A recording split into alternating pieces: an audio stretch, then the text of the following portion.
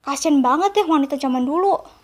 Apa-apa salah dia, apa-apa salah dia, apa-apa salah dia. Kalau salah suami, salah kamu juga. Hai teman-teman, gimana kabar kalian? Buat kalian yang baru datang ke channel ini, jangan lupa klik tombol subscribe ya. Oh ya, kalian tahu nggak sih hukuman zaman dulu itu lebih serem daripada hukuman zaman sekarang? Kalau zaman sekarang kan tinggal dor, habis gitu kan ya. Tapi kalau zaman dulu harus disiksa dulu guys. Di masa dulu hukuman dibuat sangat mengerikan teman-teman. Jadi hukuman zaman dulu itu dibuat untuk menyiksa para orang. Jadi misalnya kalau kalian hidup di zaman dulu terus kalian melakukan kesalahan, dah habis kalian disiksa sama orang-orang di sana. Jadi kalian tuh kayak ngerasa hidup itu nggak mau, soalnya disiksa, tapi mati juga nggak mau. Pokoknya kalian tuh beruntung banget deh kalau bisa hidup di zaman sekarang. Soalnya kalau misalnya kalian ngelakuin kesalahan gitu kan ya, paling masih ada kesempatan gitu lah ya, dikasih toleransi gitu, masih dibetulin, masih nggak apa-apa. Nah kalau zaman dulu disiksa kamu. Nah kali ini aku mau membahas tentang alat-alat yang digunakan untuk menghukum tahanan para wanita di Eropa. Nah para pria, bersorak nih, bukan kalian. Jadi wanita zaman dulu itu susah teman-teman. Udah nggak boleh sekolah, dipandang sebelah mata. Terus mereka juga dibuat semacam hukuman khusus kalau kalian ngelakuin yang salah. Dan hukuman-hukuman itu semuanya itu terasa menyiksa, nggak manusiawi banget. Pokoknya bersyukurlah kalian ya yang wanita-wanita di sini yang nonton film ini, yang lahir pada zaman modern, bersyukur kalian. By the way, aku mau sharing hal ini supaya kalian bisa mendapatkan pelajaran tentang sejarah kelam yang pernah terjadi di masa lalu. Jadi kedepannya tidak ada lagi orang-orang yang mau menciptakan hal-hal seperti ini. Oke, kita langsung mulai ke ceritanya ya. Pertama adalah breast ripper. Jadi breast ripper atau yang biasa disebut dengan Spanish spider ini adalah alat penyiksa yang terkenal di negara Jerman pada abad ke-19. Alat ini digunakan untuk menyiksa wanita yang melakukan perselingkuhan atau aborsi pada masa lampau. Tuh, dengerin yang lagi selingkuh. Cara kerja alat ini teman-teman adalah dengan cara membakarnya terlebih dahulu, lalu nanti kalau udah panas, benda ini dicapitkan di payudara wanita tersebut, lalu kemudian ditarik teman-teman. Gila nggak sih orang yang bikin ini tuh punya otak nggak ya? Bikin alat yang menyiksa tapi gitu banget alatnya. Nah teman-teman, ditariknya itu secara brutal, maksudnya kayak keras banget gitu loh ditariknya, sampai maaf ya payudaranya itu sampai robek gitu loh. Tapi ini nggak cuma dipakai buat payudara doang, bisa dipakai juga di pantat bagian cewek tersebut. Wow. Hukuman ini dilakukan di depan anak atau keluarga wanita yang bersangkutan, tujuannya agar mereka itu kapok, supaya generasi selanjutnya nggak ngelakuin itu lagi. Tapi buktinya apa teman-teman? Ayo buktinya apa? Sama aja kan? Iya. Yang kedua itu bernama Scotsbridle. Jadi misalnya ya teman-teman, di zaman dulu ada seorang istri yang itu sukanya tuh marah-marah sama suaminya, terus ngerengek, minta ini itu, terus ngebantah terus sama suaminya. Itu pasti langsung dihukum teman-teman. Karena zaman dulu status pria sama wanita itu nggak sama. Jadi dulu itu wanita itu derajatnya itu dianggap lebih rendah daripada pria. Jadi kalau wanita suka terlalu banyak ngomong atau ngatur gitu ya teman-teman, dah habis wanita itu. Apapun alasannya, wanita itu dilarang memaki atau melawan suami. Karena jika wanita melakukan hal tersebut, maka mereka harus menggunakan topeng yang bernama Scotsbridle. Alat hukuman ini pertama kali digunakan pada abad 16 dan abad 17 awal, dan penggunaannya itu di kota-kota yang terletak di bagian Inggris utara. Kalian pasti penasaran kan cara menggunakan alat ini? Aku jelasin ya. Jadi alat ini itu terbuat dari beberapa potongan besi yang mengelilingi moncong besi yang akan dililitkan di wajah seperti topeng. Terus di bagian depannya ada sepotong kecil besi yang akan ditempatkan di dalam mulut wanita dan ditekan ke lidah untuk mencegah dia bicara teman-teman. Gila nggak sih bikin alat kayak gini zaman dulu? Untung kita lahirnya zaman sekarang. Kalau kita lahir zaman dulu terus kita suka ngomong-ngomong gitu gimana?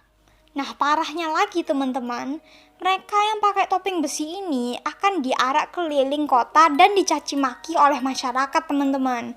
Bahkan juga ada yang diludahin. Nah karena dianggap tidak nurut atau melakukan hal yang salah kepada si suami. Padahal penyebabnya kan bisa aja suaminya yang mulai duluan gitu pertengkarannya, tapi suaminya nggak terima terus akhirnya si istrinya dihukum. Kan gitu bisa aja. Kasian banget deh wanita zaman dulu. Apa-apa salah dia, apa-apa salah dia, apa-apa salah dia. Kalau salah suami, salah kamu juga. Mau ngomel atau gosip aja langsung dipasangin sama topeng tuh muka teman-teman, terus diajak keliling kota. Apa-apaan coba itu. Untuk ya kita hidup di zaman sekarang, zaman modern gitu, nggak ada alat-alat kayak begituan lagi. Nih ya buat yang suka gosip gitu kan ya, enak kalian paling kalau kalian gosip di sekarang gitu kan ya, gosip pas ada jalan-jalan gitu lagi gosip sama temen, paling tetangga sebelah malah ikut teman-teman, malah ikut gosip. Misalnya nanti kayak ada orang gosip jalan-jalan, terus tiba-tiba tetangga masuk, kalian lagi ngapain? Lagi gosip. Oh ikut dong. Iya. Nanti lama-lama malah ngerumpi teman-teman. Alat yang ketiga ini bernama Pair of Anguish. Jadi alat hukuman ini berasal dari Holland dan baru muncul pada abad ke-19. Alat ini digunakan untuk menghukum wanita yang telah melakukan aborsi. Soalnya di zaman dulu aborsi itu kelakuan yang sangat tidak bisa dimaafkan, sehingga orang yang melakukan itu akan tidak dapat diberikan ampun oleh siapapun. Jadi ya teman-teman, Pair of Anguish ini merupakan alat berbentuk seperti buah pir yang terbuat dari besi. Nah, alat ini akan dimasukkan ke dalam, organ intim wanita. Lalu setelah masuk cukup dalam, eksekutor akan memutar bagian pegas yang secara otomatis membuat besi tadi mekar dalam bagian kewanitaan. Jangan ditanya lagi sakitnya teman-teman. Gak ada satupun wanita yang melakukannya merasakan penyiksaannya sampai akhir teman-teman. Jadi pada Pair of Anguish-nya itu baru masuk aja mereka itu udah tewas teman-teman. Gimana kalau nanti diputer pegasnya teman-teman? Alat keempat adalah strapado. Nah, alat hukuman yang bernama strapado ini itu digunakan sekitar tahun 1500 sampai 1700-an akhir dan dipakai untuk pertama kali di kota Malta, Italia. Ini termasuk hukuman yang paling menakutkan dalam sejarah karena digunakan untuk menginterogasi wanita-wanita yang diduga penyihir.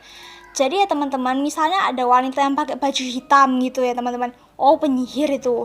Terus ada wanita bawa kucing warna hitam gitu, oh itu penyihir. Terus ada wanita lagi masak misalnya jamu-jamuan gitu kan ya teman-teman, ada bau-bau jamu-jamuan gitu, oh itu penyihir. Terus ada rumah yang ada cerobong asapnya, keluar asapnya gitu teman-teman, oh itu penyihir. Apa penyihir teman-teman? Ya pikir pakai otak dulu gitu, kenapa sih? Kalian pasti penasaran gitu kan ya cara pakainya. Misalnya ada wanita gitu ya teman-teman yang diduga penyihir gitu, tangannya itu bakal diikat ke belakang, terus ikatan yang tadi itu disambungkan dengan tali yang diderek ke atas teman-teman. Derek itu kayak, bayangin kayak bendera itu loh, bendera yang diangkat ke atas itu namanya diderek.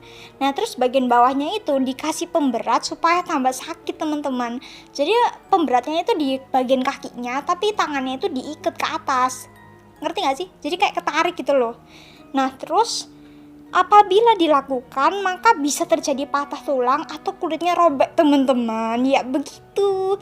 Nah terus biasanya hukuman ini berjalan selama berjam-jam tanpa istirahat. Ngerti gak sih pikirannya teman-teman? Nah terus penyiksaan ini akan terus berlanjut sampai wanita itu mengaku kalau dia itu penyihir. Tapi ya teman-teman, pikir dulu deh, kalau kalian ngaku jadi penyihir, ya sama aja kan? Ya pasti tetap dihukum lah ya, mereka udah tahu, oh kamu penyihir, ayo kita bunuh, ya pasti gitu lagi teman-teman, nggak mungkin dibebasin kalian itu. Pikir tuh pakai otak. Jadi kalian tuh lebih mending nggak usah ngaku jadi penyihir. Soalnya apa? Itu merusak harga diri kalian teman-teman. Ya makasih udah mendengarkan pembicaraan saya. Ya udah, bye-bye. Kebanyakan wanita yang dihukum seperti ini akan tewas pada akhirnya. Yang kelima adalah Spanish Donkey. Nah, Spanish Donkey ini itu bisa dianggap sebagai hukuman yang paling biadab teman-teman. Karena hukuman ini itu sebenarnya itu biasa banget teman-teman, tapi memberikan rasa sakit yang luar biasa. Jadi nggak heran kalau korbannya itu mati lantaran nggak kuat sama rasa sakitnya teman-teman. Alat hukuman ini berasal dari Spanyol pada masa medieval atau abad pertengahan. Jadi alat penyiksa wanita ini terbentuk dari balok kayu yang bentuknya itu segitiga dan ditopang menggunakan 2 batang kayu. Nah pada bagian atasnya dibuat teruncing ditambah paku-paku atau kawat. Ampun dah lah ya teman-teman, ini tuh kayak naik kuda tapi ke ajang kematian gitu loh teman-teman. Pikirin deh, kalian disuruh telanjang, terus kalian disuruh duduk di tempat kayu yang ada paku-paku atau kawatnya gitu teman-teman. Bayangin sakitnya aja gak bisa, gimana kalau duduk di situ teman-teman. Kesel aku. Agar lebih kejam, kedua kaki wanita itu diberi pemberat agar wanita itu tidak bisa bergerak kemana-mana teman-teman. Coba bayangin aja ya, kalian tuh udah duduk di atas paku atau kawan, terus baloknya tuh runcing, kan sudah duduk di situ, udah sakit, terus ditambahin berat-berat lagi teman-teman. Pasti nggak ada wanita yang bisa selamat dari sepeda statik ini teman-teman. Coba kalian bayangin kalau kalian tuh duduk di sana teman-teman, gimana penderitaannya. Ada yang mau duduk di situ? Komen di bawah. Jadi ya guys, sejak awal hukuman ini tuh memang sudah bertentangan dengan hati nurani. Makanya ketika zaman berganti, orang-orang Eropa pun dengan mudahnya meninggalkan metode-metode hukuman tersebut. Selain dengan alasan wanita-wanita tidak pantas diperlakukan seperti itu, hukuman-hukuman di atas juga sangat biadab dan keji. Sehingga sebaiknya kita tinggalkan jauh-jauh teman-teman. Saya setuju. Dari cerita ini kita bisa belajar untuk bersyukur kalau kita itu hidup di zaman modern. Kita bisa bersyukur soalnya wanita dan pria sekarang udah setara derajatnya. Udah gak ada yang lebih rendah atau lebih tinggi lagi. Terus wanita udah bisa bekerja, terus belajar, pergi ke sekolah. Pokoknya udah gak ada yang bisa dibeda-bedain lagi lah, sama aja semua. Oke, ceritanya sampai sini dulu. Kalau kalian suka jangan lupa klik tombol like. Terus kalau kalian ada rekomendasi atau mungkin ada aku salah ngomong apa gitu, silahkan tulis di kolom komentar ya. Jangan lupa untuk klik tombol subscribe, nyalakan lonceng notifikasinya supaya kalian tidak ketinggalan video terbaruku. Dan jangan lupa untuk share ke teman-teman kalian sebanyak-banyak mungkin seperti biasanya teman-teman. Kalau bisa ke seluruh dunia, sampai ke Korea Selatan, sampai ketemu sama suamiku ya teman-teman. Makasih, aku halu, oke? Oke, bye-bye. Bye-bye. Bye.